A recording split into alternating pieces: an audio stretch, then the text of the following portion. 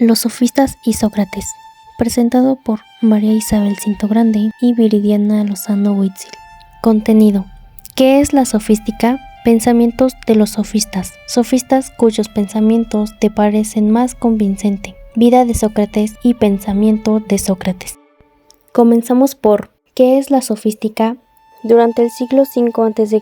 se llamaba sofista a los lectores, escritores y profesores que viajaban por el mundo de los griegos.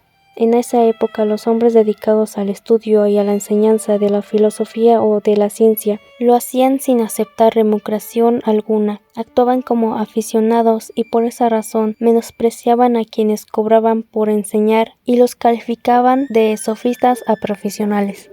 La palabra sofista significa sabio. Sofística es aquel que se tiene a sí mismo por sabio y que se dedica a enseñar a los demás. Pertenece a un periodo antropológico, por opción al periodo cosmológico anterior. Antes se intentó estudiar el arge de la naturaleza, ahora se intenta estudiar la naturaleza humana. Con el nacimiento de la democracia, todo el que sabe tiene posibilidades de acceder al poder. Para gobernar hace falta preparación. Continuamos con los pensamientos de los principales sofistas. Relativismo. No existe la verdad absoluta. No hay verdad ni leyes universales válidas. Se refiere a la idea de que no hay una única realidad o conjunto de principios que sean inmutables y aplicables en todas las circunstancias y culturas. Esto quiere decir que lo que una persona o cultura puede considerar como una verdad o ley universal, otra puede no verlo de la misma manera. Esta perspectiva argumenta que nuestras creencias y valores y conocimientos están influenciados por una variedad de factores subjetivos como nuestras experiencias personales, nuestra educación y nuestro entorno cultural. Escepticismo. La única postura racional es la duda. Esta se caracteriza por cuestionar la certeza del conocimiento. Es difícil o imposible alcanzar una comprensión absoluta y definitiva de la realidad. El escepticismo no niega necesariamente la existencia de la verdad, sino que duda de la capacidad humana para conocerla con certeza. Convencionalistas. Tanto las ideas políticas como las ideas morales son convencionales. Esta considera que muchos de los principios, valores y normas que seguimos son el resultado de convenciones sociales, más que una realidad objetiva o natural. El convencionalismo también se aplica en las normas sociales y morales, sugiriendo que lo que se considera moralmente correcto en una sociedad puede ser el resultado de costumbres y acuerdos sociales y no de principios universales o absolutos. No proceden de la naturaleza, Piscis, sino son solamente productos del acuerdo humano, son pura convención, nomos. Por ello, no pueden haber un criterio objetivo sobre lo que es bueno, justo, correcto, etc. Todo depende de los acuerdos que tomen los hombres. Ahora vamos con el sofista cuyo pensamiento te parece más convincente. Me parece muy interesante el pensamiento de Protágoras. Cualquier opinión es verdadera, no existe la verdad absoluta. Es una perspectiva filosófica conocida como relativismo. Sostiene que la verdad no es subjetiva ni universal. Es una perspectiva filosófica conocida como el relativismo. Esta postura sostiene que la verdad no es objetiva ni universal, sino que depende del contexto cultural, histórico o individual que cada persona tiene. Lo que puede ser verdadero para una persona no necesariamente lo es para otra. No hay una única realidad o verdad que sea válida para todos en todo momento. La verdad absoluta es que existen ciertas afirmaciones o hechos que son siempre verdaderos, independientemente de las opciones o creencias individuales. Esta idea desafía la noción de verdades absolutas y sugiere que diferentes personas pueden tener diferentes verdades que son igualmente válidas desde su propia perspectiva. Sostiene que no hay verdades absolutas y que cada individuo es su propio criterio para definir lo que es correcto e incorrecto, verdadero o falso.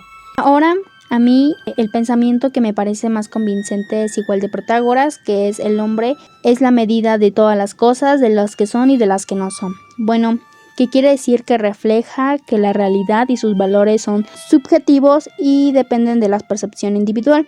Bueno, esto quiere decir que cada persona experimenta e interpreta de manera diferente y única. Entonces, cada quien determina la realidad y la verdad de las cosas a través de su propia percepción. Continuamos con la vida de Sócrates. Él nació en Atenas en el año 470 a.C. Sus padres, quien eran un escultor, y su madre, que era una partera. Él, antes de ser un filósofo, fue un soldado hoplita.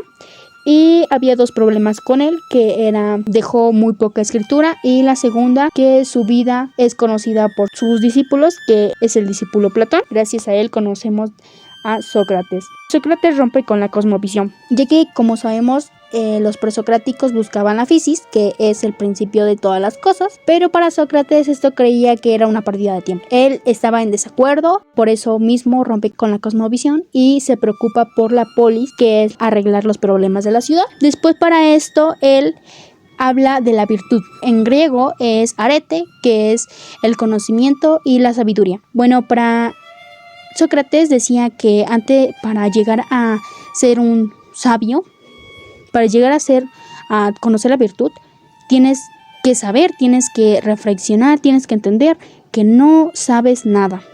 Porque él decía, una de sus frases más populares es la de no sé nada, que pues es el camino hacia la sabiduría. Él no se creía un sabio, entonces por lo mismo él le decía a sus discípulos, a sus estudiantes, que entendieran que no sabía nada, que es un paso hacia la virtud. Por eso mismo, él llegó a un juicio gracias a 3 personas, que fue Anito, Maleto y Licón, quienes lo acusaron por 2 problemas, que es el desvío de la juventud y la impiedad pública. Bueno, para ellos el desvío de la juventud era que, según, había un problema porque hacía pensar a los jóvenes lo que a ellos no les parecía, no lo veían bien, entonces para ellos era muy malo. Entonces ellos decían que era un desvío de la juventud porque hacían que los jóvenes se preguntaran más, se preocuparan más por el mundo, se cuestionaran más. Entonces ellos es lo que no querían. Entonces sigue luego la impiedad pública, que es, ellos creían que Sócrates pues se burlaba de la religión, lo que pues no era cierto, sino él hacía que las personas se cuestionaran sobre sus conocimientos, sobre sus creencias. Por eso mismo él murió, porque gracias a este juicio hubo unos votos que fueron 280 votos en contra de él y 220 a favor de él. Lo cual de eso pues lo obligaron a comer una planta que se llama cicuota, y pues lo obligaron y le dijeron, bueno, le dieron 2 opciones. Una que es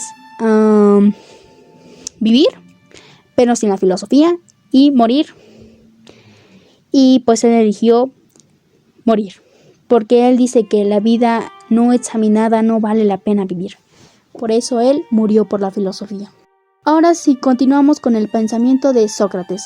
Bueno, él utilizaba un método, que es la mayéutica, que es el estilo de diálogo, que es cuestionar sus creencias, sus valores a las demás personas. La mayéutica es hacer que nazca de nosotros el conocimiento y la virtud. También la mayéutica significa parto. Una frase más conocida es la de conócete a ti mismo, que significa explorar y entender quiénes somos, saber cómo somos, qué pensamos, sus valores, conocernos a nosotros mismos. Y para eso también era muy crucial para la sabiduría, y también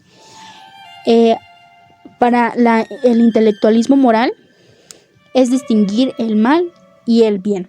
Hay que hacer el bien y con justicia. Para Sócrates era muy importante hacer el bien y con justicia. Entonces, para eso es el intelectualismo moral, ya que no hay hombre malo sino ignorante. Y quien no sabe y conoce el bien, ya no dejará de predicarlo, que es el camino hacia la felicidad, que son 4 pasos, que es la capa de distinguir el mal y el bien, el 2 que es conócete a ti mismo, el 3 que es no te cases con una idea, sino descubre con la verdad, y el 4 que es el saber de la virtud. Bueno, eso es todo y gracias. Si desean saber más, visiten estos enlaces. Muchas gracias y hasta luego.